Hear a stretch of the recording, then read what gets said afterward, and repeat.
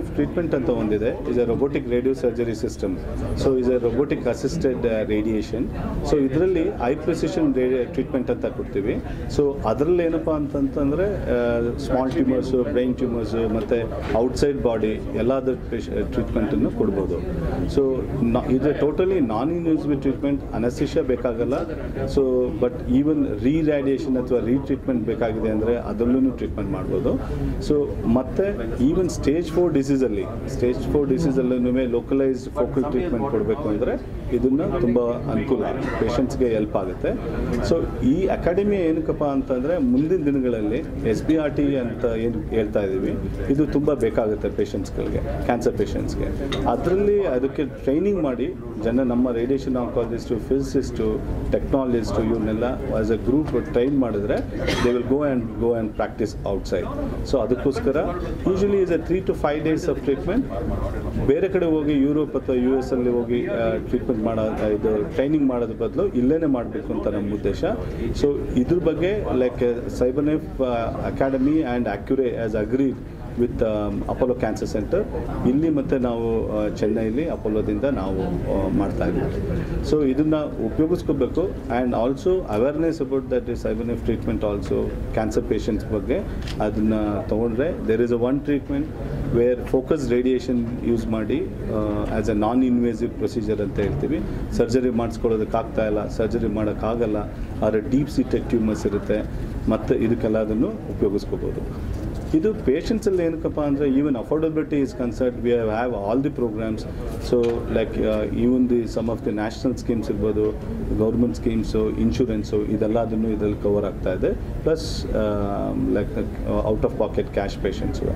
So it's a value for money. ಏನು ಅಂದರೆ treatment related side effects ತುಂಬ ಕಮ್ಮಿ ಇರುತ್ತೆ ಇದರಿಂದ, ಆ್ಯಂಡ್ ಎಫೆಕ್ಟಿವಿಟಿ ಈಸ್ ಬೆಟರ್. ಸೊ ಇದನ್ನು ಉಪಯೋಗಿಸ್ಕೊಂಡು ಮಾಡ್ಬೋದು. ಸರ್, ಇದು ಕಲಿಬೇಕಂದ್ರೆ ಇವಾಗ ರಿಕ್ವೈರ್ಮೆಂಟ್ ಏನು ಅಂದರೆ ಡಾಕ್ಟರ್ ಬರೀ MBBS ಮುಗಿಸ್ಕೊಬಂದ್ರು ಇಲ್ಲ. ಸೊ ಇದು ಅದನ್ನೇ ಹೇಳ್ತಾ ಇದೆ, is a super speciality treatment. So radiation is one of the super speciality branch.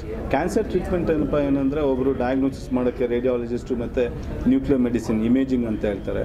Biopsy ಮಾಡಿದ್ರೆ ಪೆಥಾಲಜಿಸ್ಟ್ ಇರ್ತಾರೆ. ಸೊ ಅದಾದಮೇಲೆ ಟ್ರೀಟ್ಮೆಂಟಿಗೆ surgeons, medical oncologist, radiation oncologist, ಈ ಥರ 3 ಎಲ್ಲ ಡಿವಿಷನ್ಸ್ ಇದೆ. ಸೊ ಇದರಲ್ಲಿ ರೇಡಿಯೇಷನ್ ಆಂಕಾಲಜಿಸ್ಟ್ ಆಫ್ಟರ್ MBBS ಡಿಗ್ರಿಲಿ ಅದಾದಮೇಲೆ MD ಡಿಗ್ರಿ ಅಂತ ಬರುತ್ತೆ.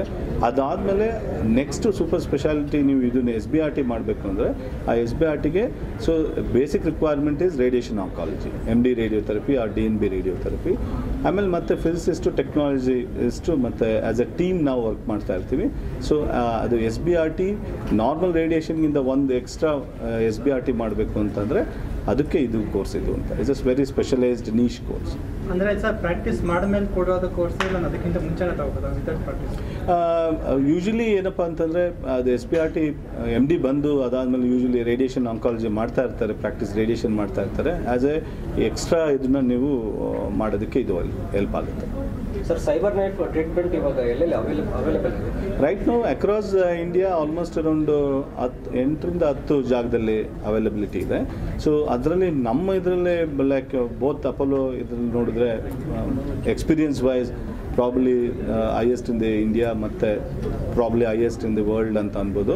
ಏನಕ್ಕೆ ಅಂದರೆ number of varieties of patients ನಮ್ಮ ಹತ್ರ ಏನಿದೆ, ಸೊ ಅದನ್ನೆಲ್ಲ ಮಾಡಿದ್ದೀವಿ. It is not only localised, plus even advance tumours, locally advance ಟ್ಯೂಮರ್ಸ್ಗೂ ನಾವು ಕೊಟ್ಟು ತುಂಬ ಪಬ್ಲಿಕೇಶನ್ಸ್ ಮಾಡಿ ಅಕ್ರಾಸ್ ದಿ ವರ್ಲ್ಡ್ ನಾವು ಇಂಡಿಯಾನ ಮುಂದಕ್ಕೆ ತೊಗೊಂಡಿದ್ದೀವಿ. ಕರ್ನಾಟಕದಲ್ಲಿ ಎಲ್ಲೆಲ್ಲ ಅವೈಲೇಬಲ್ ಇದೆ? ಸೊ ರೈಟ್ ನಾವು ಕರ್ನಾಟಕದಲ್ಲಿ ಬ್ಯಾಂಗ್ಳೂರಲ್ಲಿ ರೈಟ್ ನಾವು ಅಪೋಲೋ ಇಸ್ ದೇರ್. ಇನ್ನೊಂದು ಬೇರೆ ಕಡೆ ಎಲ್ಲ ಬೆಂಗಳೂರಲ್ಲೇ ಇನ್ನೊಂದು ಸೆಂಟರ್ಸ್ ಅಲ್ಲೆಲ್ಲ ಇದ್ದಾವೆ. HCG is also is there. Thank you.